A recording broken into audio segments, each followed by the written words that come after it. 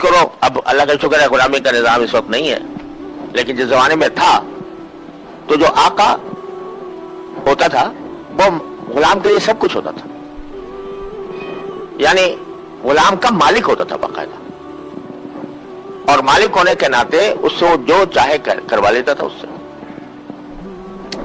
اب ایک فرض کرو کہ غلام ایک آقا ہے، وہ جابر و ظالم قسم کا ہے، کوڑے لگوا کر کام کراتا ہے، تو بندہ جو ہے وہ غلام اس کا کام تو پھر بھی کرے گا کیونکہ غلام ہے، لہذا کرے گا، چاہے خوشی سے کرے چاہے ناراضی سے کرے۔ وہ کوڑے مار رہا ہے، وہ ڈانٹ رہا ہے، ڈپٹ رہا ہے، اور یہ غلام ہے کہتا کرو یہ کام، تو ڈانٹ ڈپٹ کے کرائے گا تب بھی کرے گا، لیکن کرے گا کس طرح کہ اس کے دل میں کوئی ایسا جذبہ نہیں ہوگا کہ بھئی یہ ہے ہی میرا آقا تو میں اس کی ہر بات مانوں، لیکن کوڑا نظر آ رہا ہے، گندا نظر آ رہا ہے، تو اس کی وجہ سے وہ اس کے حکم کی تعمیل کر رہا ہے، دل میں کوئی محبت نہیں ہے اس کی، کیونکہ جابر ظالم ہے۔ اور ایک آقا وہ ہے جو صبح سے لے کر شام تک اس کا خیال رکھتا ہے، غلام کا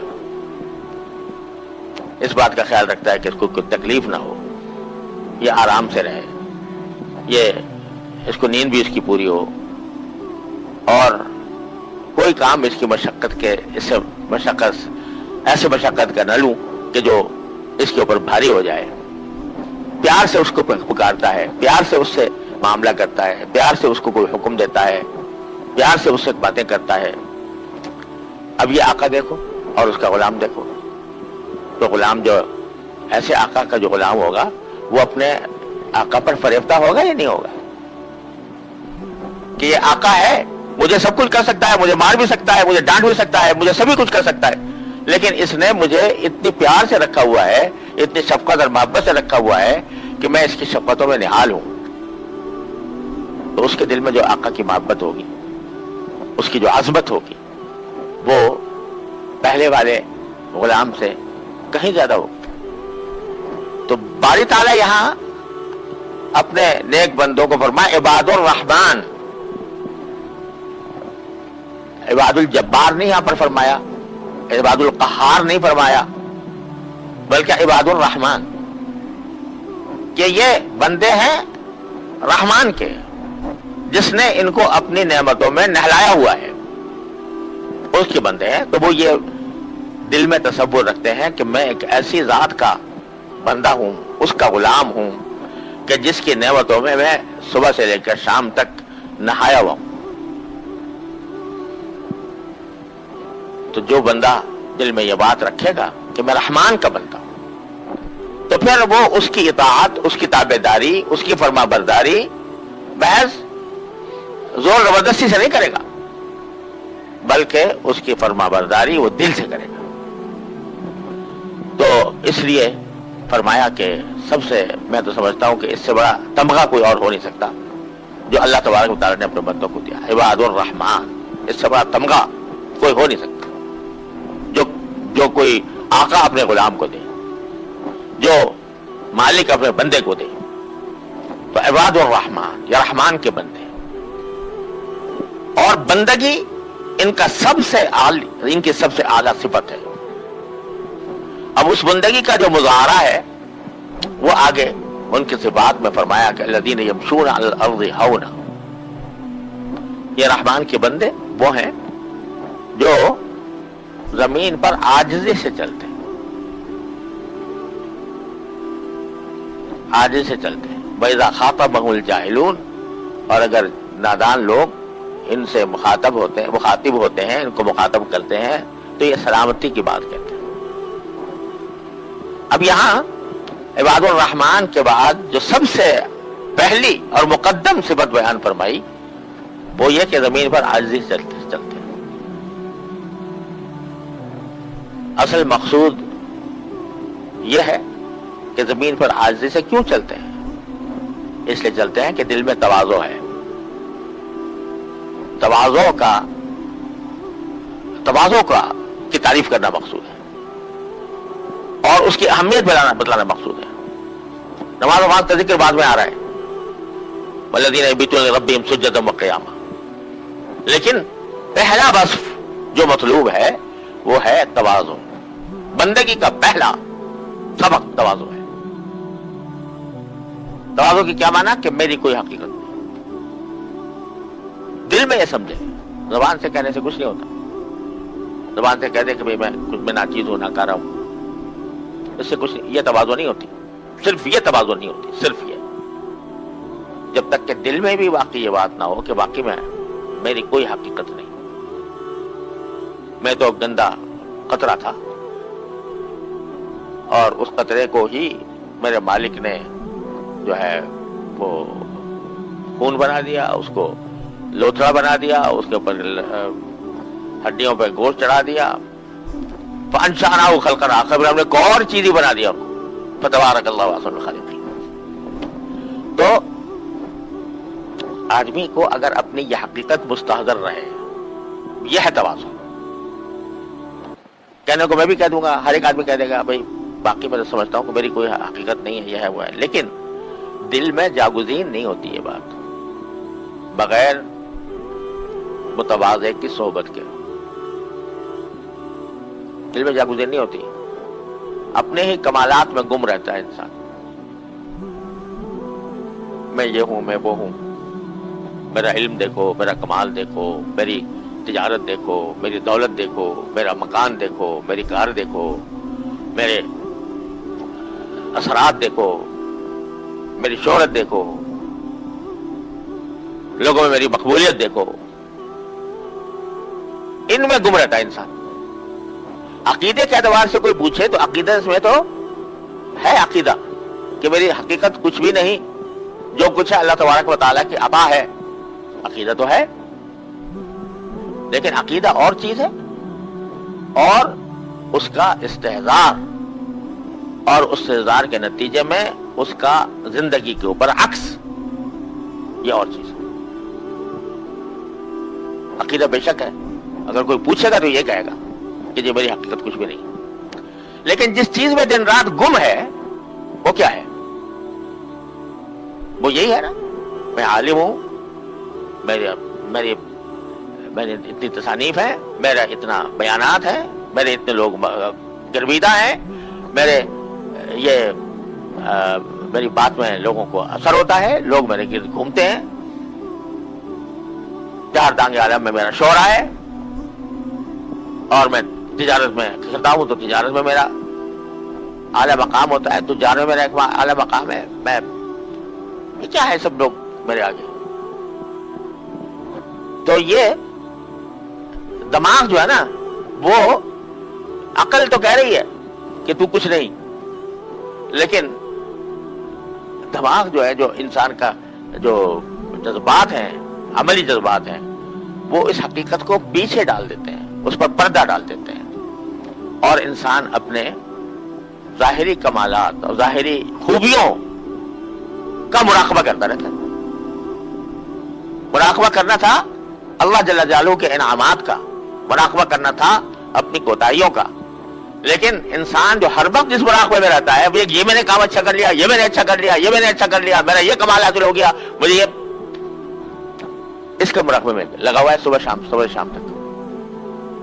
اس کا نتیجہ یہ ہے کہ اس کے جب تواضع حاصل نہیں, اپنے کمالات پر نظر ہے, اور کمالات پر ایسا ایک کمالات کو اپنے لیے ایک ایسی چیز بنا دیا کہ جس کی وجہ سے مجھے دوسروں پر فوقیت حاصل ہے, تو اب اس کا اثرات اس کی چال ڈھال پر بھی پڑتے ہیں, اس کے اثرات چال ڈھال پر بھی پڑتے ہیں. کہ جب چلے گا تو ذرا اکڑ کے چلے گا, یہ سمجھ کے چلے گا کہ میں بڑا ہوں, دوسرے چھوٹے ہیں, میں کامل ہوں, دوسرے ناقص ہیں, میں افضل ہوں, دوسرے مفضول ہیں.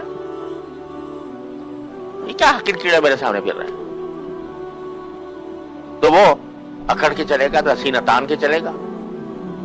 اور جس شخص کے دل میں تواضع عقیدتاً ہی نہیں بلکہ مراقبتاً بھی اس کے دل و دماغ پر چھائی ہوئی ہے, وہ اپنا کوئی کارنامہ اس کو اپنا کارنامہ نظر آتا ہی نہیں، تو وہ جب اس کے دل میں تواضع ہوگی، تواضع کی بنیاد پڑ چکی ہوگی دل میں، اور مراقبہ اس کا کرتا ہوگا، تو پھر اس کی چال ڈھال پر بھی اس کا اثر آئے گا۔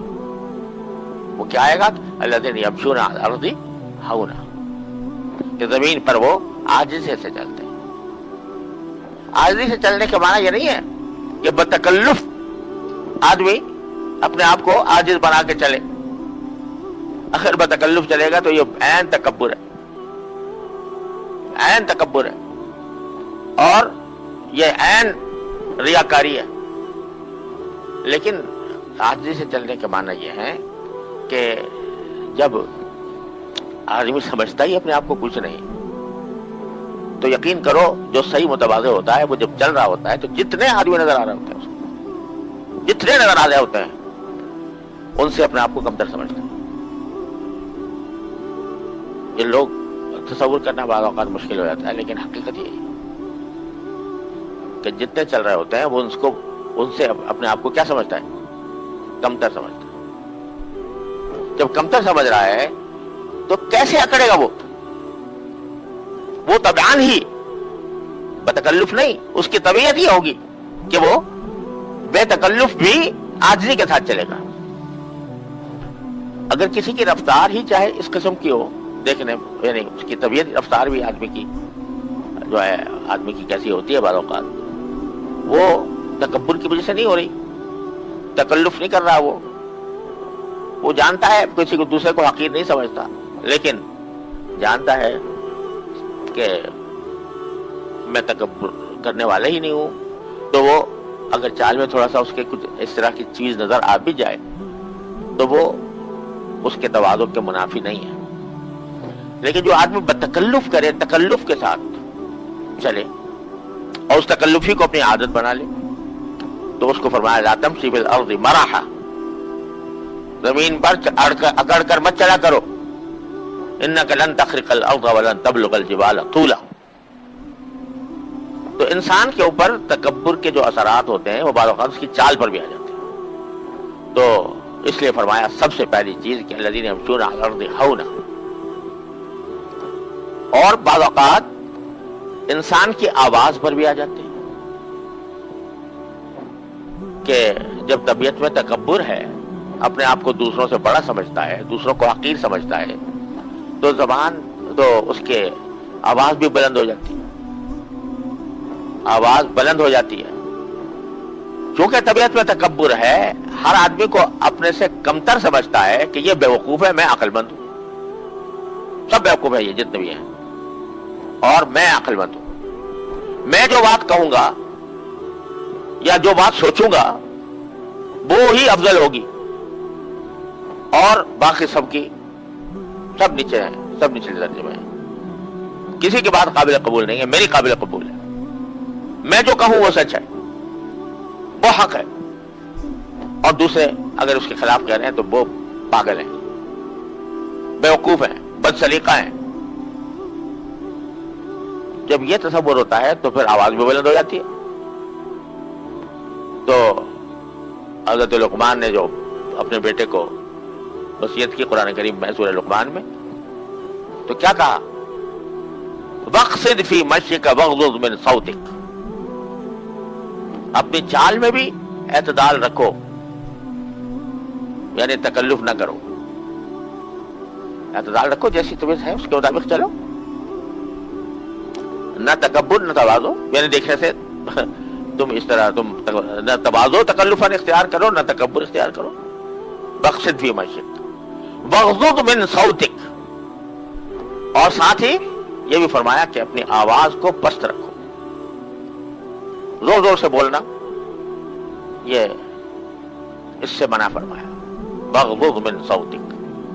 اور پھر آگے کتنی زبردست اس کی زور سے بولنے کی عادت ڈالنے کی جو تشبیہ دی ہے اللہ تعالیٰ نے، وہ کیا؟ ان انکر الاصوات لصوت الحمیر، ساری دنیا، ساری مخلوقات کی آوازوں میں سب سے بھدی آواز جو ہے وہ گدھے کی ہوتی ہے، قرآن کہتا ہے، خوب تیز بولتا ہے، بہت یعنی بلند آواز سے بولتا ہے.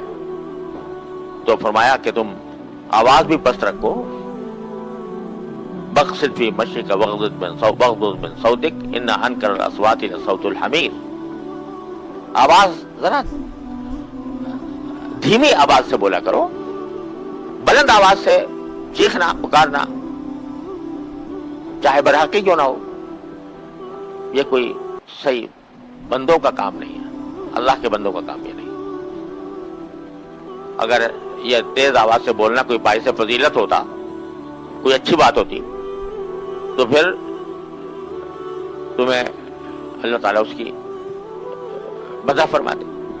لیکن یہاں آہستہ آواز کی جا رہی ہے اور مثال بھی دے دی کہ گدھے کی طرح نہ بولا کرو. یہ علامت ہے. عاجزی سے چلنا, دھیمے انداز میں گفتگو کرنا, یہ علامت ہے دل میں تواضع کی شمع روشن ہے اس کی. اس لیے پہلا کام جو ہے عباد الرحمن کا اللہ تعالیٰ نے یہ بتایا, الذین یمشون علی الارض ہونا. یہ میں یعنی بات کہنے کو کہہ رہا ہوں, لیکن یہ حاصل ہوتی ہے بڑے مجاہدوں سے. یہ بات کہ آدمی اپنی حقیقت کو سمجھے کہ میں کچھ بھی نہیں. جب انسان کو کوئی اوصاف دنیا میں عطا ہو جاتے ہیں, اللہ تعالیٰ کی عطا سے ہو جاتے ہیں. کوئی اعلیٰ درجے کا عالم بن گیا, کوئی اعلیٰ درجے کا ڈاکٹر بن گیا, کوئی اعلیٰ درجے کا انجینئر بن گیا. اب یہ تو نہیں کہہ سکتا وہ کہ بھئی یہ میرا یہ یعنی اپنے کمال کی نفی تو نہیں کر سکتا. کوئی کہے عالم نہیں, عالم تو خیر طالب علم نہیں ہوں, میں نے درس نظامی نہیں پڑھا ہے, یہ تو نہیں کہہ سکتا نا, جھوٹ تو نہیں بول سکا. لیکن وہ جب کہتا ہے کہ میں درس نظامی کا فاضل ہوں, میں ڈاکٹر ہوں, میں انجینئر ہوں, تو میں بعد میں کہہ تو رہا ہے, لیکن حقیقت میں دل میں یہ بات آ رہی ہے کہ یہ میں خود سے کچھ بھی نہیں ہوں, میرے مالک نے مجھے بنایا, یہ اس کی عطا ہے. میں دولت مند ہوں تو یہ خود سے نہیں ہوں, یہ اللہ تبارک و تعالیٰ کی عطا ہے.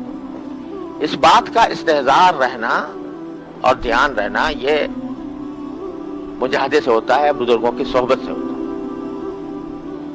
ورنہ شیطان اسی چکر میں لگائے رکھتا ہے. کوئی اگر پوچھے تو کہے جی مجھے تو پکی بات ہے, مجھے عقیدہ ہے, میرا یقین ہے کہ میں کچھ بھی میری حقیقت نہیں ہے, جو کچھ ہے اللہ تعالیٰ کی عطا ہے. لیکن خدا کے بندے تیرا طرز عمل کیا ہے؟ تو طرز عمل سے کیا ظاہر کر رہا ہے کہ میں اس کا مال رکھتا ہوں؟ اور یہاں یہ بھی سمجھ لینا کہ ایک جگہ حضرت بزرگوں نے فرمایا کہ اپنے آپ کو اکمل سمجھنا یہ تواضع کے خلاف نہیں, لیکن افضل سمجھنا یہ غلط ہے. اکمل سمجھنا یعنی دوسرے کے مقابلے میں مجھے یہ کمال زیادہ حاصل ہے. مثال کے طور پر یہ کہ ایک آدمی جو ہے وہ ایم اے پی ایچ ڈی ہو گیا اور ایک آدمی ابھی میٹرک بھی نہیں کیا اس نے, تو کیا وہ سمجھے کہ بھئی یہ جو جس نے میٹرک بھی نہیں کیا یہ جو ہے یہ زیادہ کامل ہے مجھ سے, یا یہ سمجھے کہ نہیں کمال میرے پاس ہے اس کے مقابلے میں؟ تو اگر یہ سمجھے کہ بھئی جو میں نے ڈگریاں حاصل کی ہیں وہ ان کی مقابلے میں اعلیٰ درجے کی ہیں, تو اس میں اتنا سمجھنے میں کوئی حرج نہیں. لیکن دو خرابیاں ہیں جو تواضع کی طرف باریک باتیں ہوتی ہیں. ایک یہ کہ یہ تو کہہ رہا ہے کہ میں یہ کامل, میں اس سے زیادہ پڑھا ہوا ہوں, ٹھیک ہے, اس کے کہنے میں یہ سمجھنے میں کوئی حرج نہیں, اس سے زیادہ پڑھا ہوا ہوں, لیکن پڑھا ہوا خود ہوں. یہ کمال پڑھائی کا یا علم کا مجھے خود حاصل ہو گیا, میرے اندر بذات خود کوئی یہ ایسی بات تھی کہ جس سے میں یہ پڑھ جاتا. یہ تو اللہ تعالیٰ کی عطا ہے. تو اس بات کا مراقبہ, اس بات کا استحضار, اس کا دھیان اگر نہیں ہے تو اکمل سمجھنا بھی تکبر ہے اگر اس کا دھیان نہیں ہے. دوسری بات یہ کہ اکمل چلو مان لیا لیکن افضل ہونا تمہیں کیا پتا. رب اشعث اغبر مدفوع بالابواب، کیسے لوگ بال پراگندہ غبار آلود دروازے پر جائیں تو لوگ دھکے دے کے نکال دیں، لیکن اللہ کے ہاں ان کا مقام کیا ہوتا ہے کہ لو اقسم علی اللہ لابر، اگر وہ اللہ کے اوپر کوئی قسم بھی کھا لے کہ قسم اللہ کی کہ یہ کام ہوگا تو اللہ کروا دیتا ہے وہی کام. ان کے اللہ تعالیٰ کے ساتھ تعلق اور اس کے قرب کا عالم یہ ہوتا ہے. تو یہ ہے اس بات کا کسی کو پتہ نہیں. ایک آدمی ہے بیچارہ دیکھنے میں داڑھی نہیں ہے، مسجد میں نہیں آتا، پتہ نہیں نماز بھی پڑھتا ہے کہ نہیں پڑھتا، ایسے ہی ہمارا لوگوں کے ساتھ پھر رہا ہے. آپ کہو کہ میں اس سے افضل ہوں کیونکہ یہ آوارہ پھر رہا ہے. ارے کیا پتا اس کا کون سا عمل اللہ تبارک و تعالیٰ کو محبوب ہے، اس کا اللہ تعالیٰ کے ساتھ کیا تعلق ہے. تو اس کو حقیر سمجھو، اپنے آپ کو اس سے افضل سمجھو، یہ تکبر ہے. تو بھائی پہلی صفت جو اللہ تعالیٰ نے عباد الرحمن کی بیان فرمائی وہ ہے الذین یمشون علی الارض ہونا، یعنی تواضع. اپنی حقیقت سامنے رکھو، تم تھے کیا اور کیا ہو. اپنے قوت بازو سے ہو گئے، اپنے ذاتی کمالات سے ہو گئے، یہ اللہ تعالیٰ کی عطا سے ہوئے. تو اس بات کا جب آدمی مراقبہ کرتا ہے، دھیان دیتا ہے، تو پھر اللہ تبارک و تعالیٰ اس کے دل میں وہ تواضع پیدا فرما دیتے ہیں جو مطلوب ہے. اور پھر دوسرا بس اس کا بیان فرمایا ان کا کہ اذا خاطبهم الجاهلون قالوا سلاما،